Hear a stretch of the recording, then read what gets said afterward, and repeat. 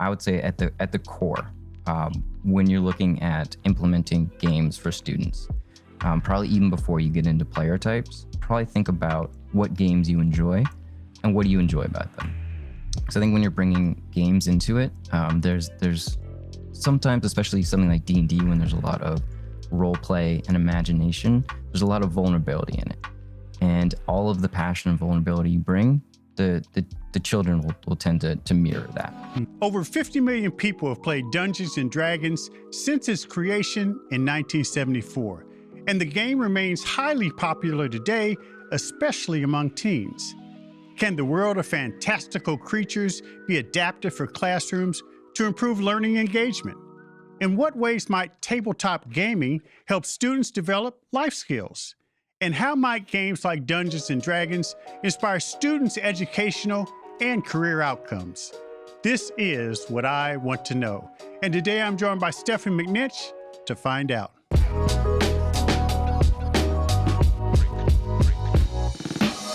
Stefan McNinch is the president and founder of UnboxEd, an education company that develops tabletop games for classroom use.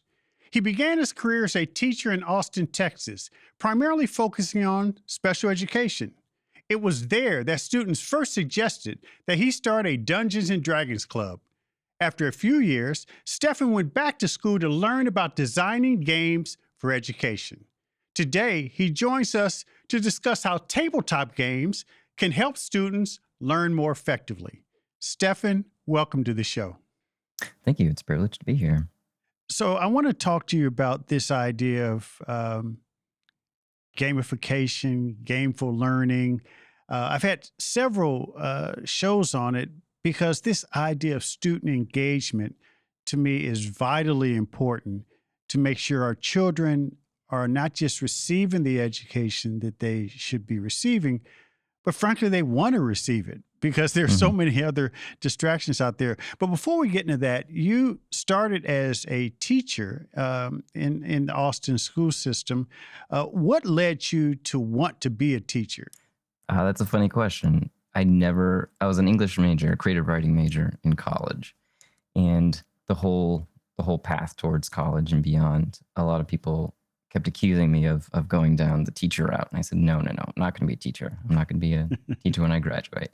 Then I graduated into the recession, and in trying to be a creative writer and novelist, one of the characters I wanted to develop was a substitute teacher. So I actually looked down the path of substitute teaching in an effort to learn more about the occupation. And so I became a substitute teacher, which was also one of the few jobs I could get. And then I found a home very quickly in a particular elementary school, which is an age I never thought I would be accustomed to. And that started a 7-year teaching career in the classroom. And in particular, you eventually became a special education teacher. Isn't that right? That's right. Yeah. And that's another thing I never thought that I would be geared toward. But something about my temperament, patience, the sort of kids involved. That really struck me. And that was another coincidence to where special ed jobs, because so few people wanted to do them as a substitute, that was where most of the jobs actually became available. And I gained an acumen for it and a skill set for it, and really found a home in that particular subject. Yeah, and it can be very rewarding, and I'm sure you saw that every day with your students. And that leads me to this conversation specifically around Dungeons and Dragons, because as I understand it, part of the inspiration came from you being in the classroom. Yeah, absolutely. It was I have to give full credit to the kids. They approached me to ask me to sponsor a D&D club. And originally it was a group of 5th graders who were very on the nerdy side of things, very bibliophiles, very into Lord of the Rings. And they requested this club. And once I started sponsoring it, then with my creative writing background, there was no way that I was not going to DM and do copious amounts of research to figure out how to make this the most enjoyable club I could. And from then it took off into a 5-year love affair with growing this club. And by the end of it, because of my proximity to special ed, about 50% of or more of our students in the club were special ed students. And pretty early on in the formation of the club, I realized that with that sort of cohort of students, I needed to transform the club and make it more accessible, make it more on the tutoring and mentoring side of things. And so that's when I started to do more game-based learning and embedding more content, more social emotional skills into it. So let me ask you about Dungeons and Dragons, because for the uninitiated or uninformed, talk a little bit about that game. Dungeons and Dragons is a narrative RPG, narrative role-playing game in which you sit around with a group of people who are brave and did nothing but stare at each other and use their imaginations, and you develop characters. Your characters can specialize in any number of fields, from healing to magic to barbarians. You can be any number of races and classes. You can be a hunter, an archer, etc. And you go on adventures as provided by the dungeon master or the game master, who is neither good nor evil. They're a neutral figure who just makes this world rich and expansive, and they riff on whatever the players want to do and create the game that the players want to play. And it's verbal based. It's all you need is a pencil and a sheet of paper and your imagination and some dice. I mean, actually, you were drawn to the game, that particular game, through the young people. When did you see or begin to see some utility around student engagement from an academic point of view, just by being involved in the game? Immediately. Within just the formation of the group, the sort of communication skills it required, the sort of long-term planning it required, the amount of constant feedback systems that were so divergent from what the kids had in school, meaning you start with this character, you build up the character, you gain skills, points, items, treasures, abilities, powers, etc. And it's always additive, and it's constantly feedback. And in school, you see the opposite, which is subtractive feedback. Measures errors more than successes most of the time. And the feedback is not necessarily constant. You might never ever know what you did wrong or why you did it wrong, and you just kind of move on to the next topic without really addressing it. But games are quite the opposite, and especially in forming a group like that, you also see a lot of what I call democratization of the process. So you step into what's called in games the magic circle, which is this agreement that all players are going to sit there and agree to the rules of the game. In some D&D situations, you can make up novel rules. It's more of a system than a codified game, I suppose. And the democratization is especially important, especially for kids, because it allows them to have some agency and some self-efficacy in actually creating the rule sets, agreeing to what they're going to be doing, agreeing to how they're going to be doing it, and what they want to get out of it. I hope you're enjoying this episode of What I Want to Know, one of the most downloaded K-12 education podcasts in the country. Make sure you don't miss any of these important topics. Subscribe to the show on Apple Podcasts, Spotify, or your favorite podcast or social media platform. And leave a rating and review so we can bring you more of the topics you want to hear about. Now back to the conversation. I've heard all kinds of descriptions of the changes that sort of emerge when kids have ownership in their learning in this way. And things like, they become active listeners.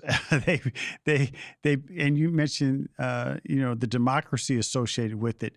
They're more deferential, yet at the same time they are respectful of the rules. And there's this whole kind of culture and community that grows just from being part of the games. And there's excitement around the prospect of what is to follow once you're in the game. Does all that make sense to you? 100%. And it's one thing I have to clarify most commonly is even a competitive game, even we deal with the violence question or the violence concern quite a bit, but even in a competitive, potentially violent game, which indeed can be sometimes, or competitive board games that we play. When I mentioned that you step into the magic circle, that is in essence and its foundation a cooperative exercise. You are all still agreeing to abide by these competitive rules. And so there's a sense of sportsmanship and fairness and citizenry that you create. I mean, I'm a big fan of soccer. And at the end of every soccer game, what do you see? I mean, as brutal as those games are, as competitive as they are, as soon as the whistle blows and that magic circle ends, everybody's shaking hands, and there's a lot of camaraderie around that. And there's a lot of cooperation, even in playing a competitive game. Yeah. Just as an aside, did you learn anything by sort of observing the types of characters the students chose to be? Yeah, for sure. And one thing I had to do this semester specifically was research a lot about different player types. And because I noticed that a lot of the kids were approaching the game in very different ways, including some very negative ways. Hmm. We had a student who was very negative attention seeking. So in a cooperative game, it was actually a lot harder for him to interact because he found the quickest path to self-efficacy in ruining the game. So I had to do a lot of research into figuring out what different types of students might look for in the game and want to get out of the game, and how to organize their particular roles in the game to be able to enable that. So player types were definitely a big one. Being, were they in it for the social fun of it? Were they philanthropists and they wanted everybody else to have a good time and kind of be more giving? Are they free spirits who just want to explore and do their own thing, and how to enable that in a game that also involves 3 or 4 other players? Or are they achievers, and do they just want the trophies and the quests and the items and the treasures and the points? I mean, I think, what you just said is so important, because one of the follow-ups I was going to ask you was, are games like Dungeons and Dragons and some of the other games that help lead to better student engagement, are they more, I guess, compatible with certain student types? Um, and and then that leads to, you just said you did a lot of the research on this.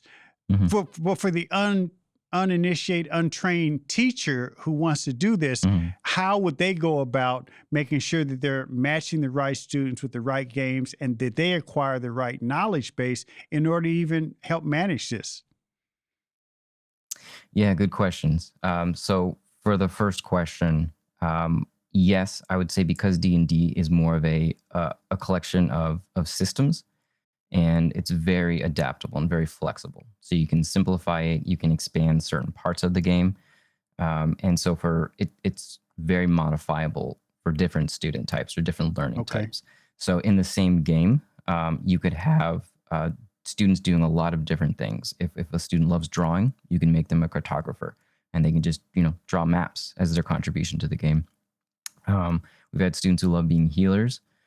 We've had students who just kind of like to do the more exploratory measures. We like students who just want to go for that treasure as fast as possible. And as the game master in that system, you have a lot of agency yourself to be able to figure out how to engage each particular student type, how to create the game for them, how to create the game that is more universal for everybody, but also pick out pockets of, you notice that one student is having particular fun in this area. And what about the idea of teachers? Right. Um, it will require some research and some familiarity with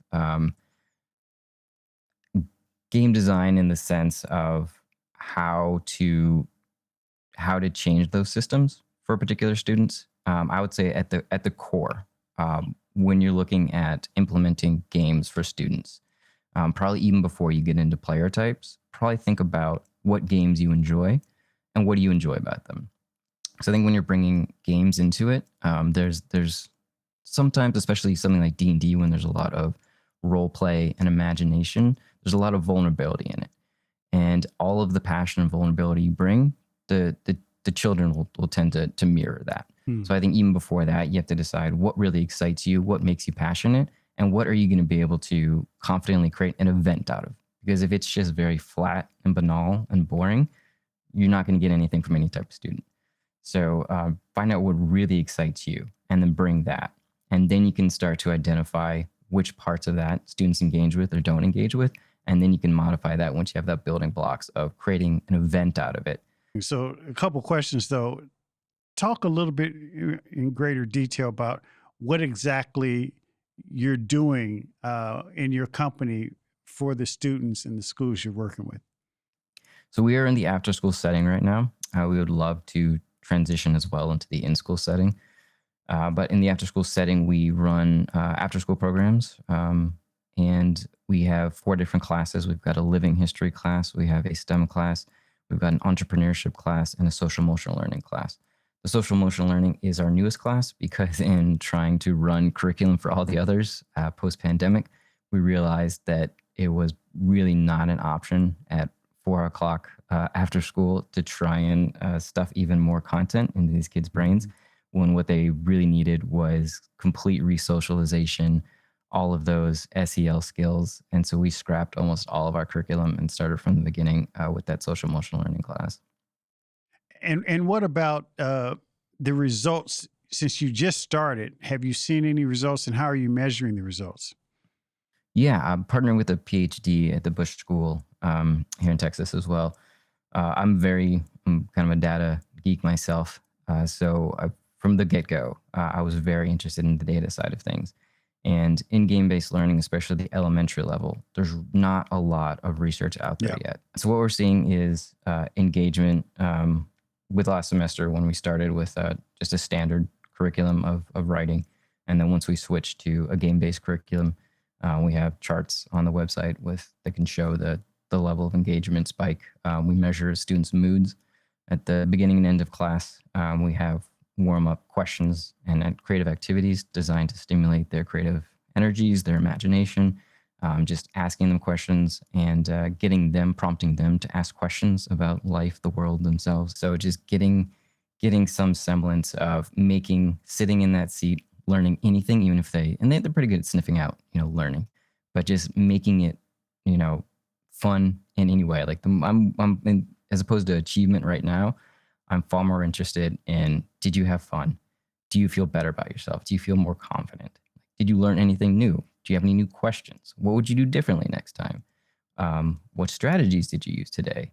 Just things like that, as opposed to access, real quote unquote academic achievement. Yeah, and I think this is something that post-pandemic educators in the education system has to come to grips with. It sounds as if, and my experience dictates this as well, that the life skills, the socialization, being able to work in group settings, being interested in learning and stoking that curiosity, these are all benefits. But as you said, the link between the engagement and student achievement in the wake of the learning loss over the last couple of years, that's a tougher thing to figure out, isn't it? Absolutely. Yeah. And I think you hit on a huge part. And I'm a big advocate for not calling them soft skills Yeah, because to me, and I'm learning very quickly as well, that they are the bedrock on top of which, absolutely. all other education lies, as well as just quality Yeah. of life. Because, yeah, these kids, I asked a student the other day if he can remember reading a book, just a book, any book. And he says he remembers reading one book in class, but he doesn't remember what it was. And to me, that's imagination and curiosity.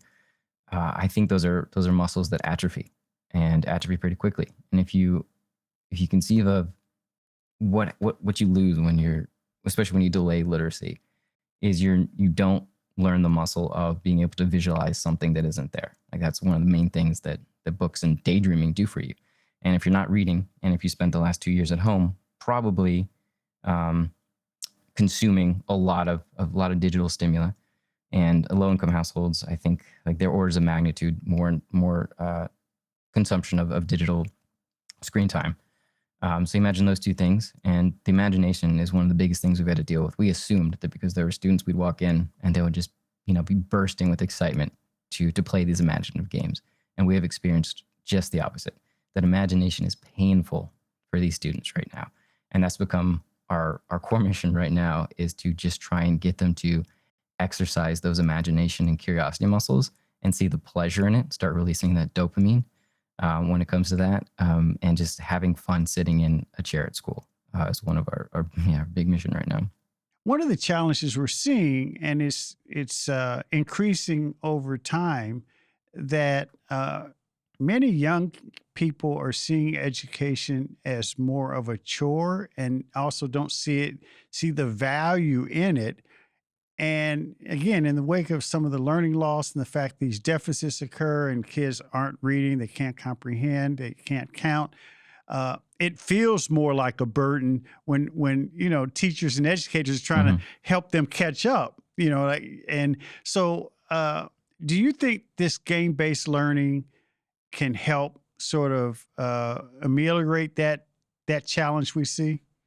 And creating vocabulary for them to understand specialization.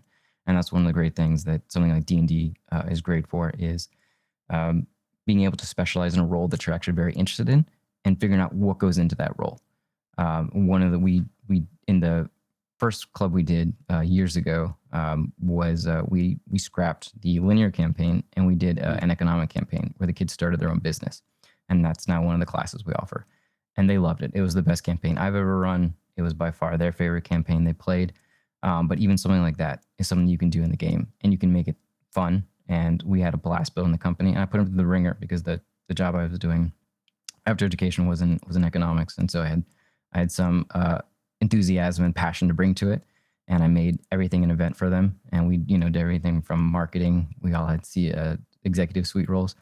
We did budget, we did supply chain, we did margins, we had contracts, we had a lawyer, we had consultants. We did everything. We eventually franchised the company. I mean, they learned so much about what goes on to economics and business and starting your own company. So that's an example of something you can do with the system and how you can engage in real world problem solving, real world interest and passion stoking. And so games, especially RPGs, can give them a buffer between the real world and this play world where they can still act out things and explore boys can explore with aggression. Females can explore with identity exploration. We have some students who have created queer characters to explore what that might feel like, what that might look like. We have males exploring with female characters and females exploring with male characters.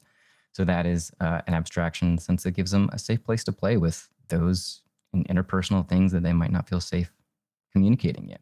Right now, you're doing this as an after-school program, and though you're integrated in your special education classrooms while you were teaching, many schools are, I guess, sticking their toes in the water, so to speak, trying to figure out how to integrate gameful learning, game-based learning, gamification, what have you.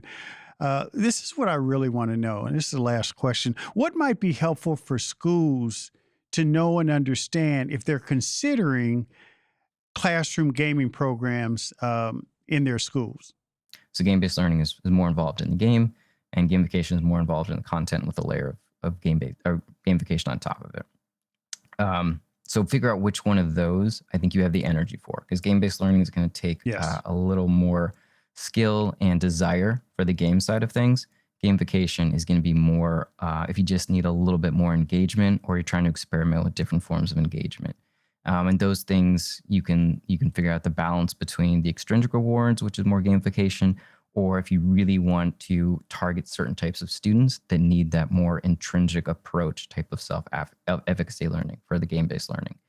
And neither of those, are a silver bullet, and neither of those are going to work for every type of student. So that's when the different player types come in and researching that into what's going to be more effective for either student. Well, that's very helpful. Stefan, thank you so much for joining us on What I Want to Know, and appreciate the work you're doing for our kids. Thank you, Kevin. I really appreciated being here.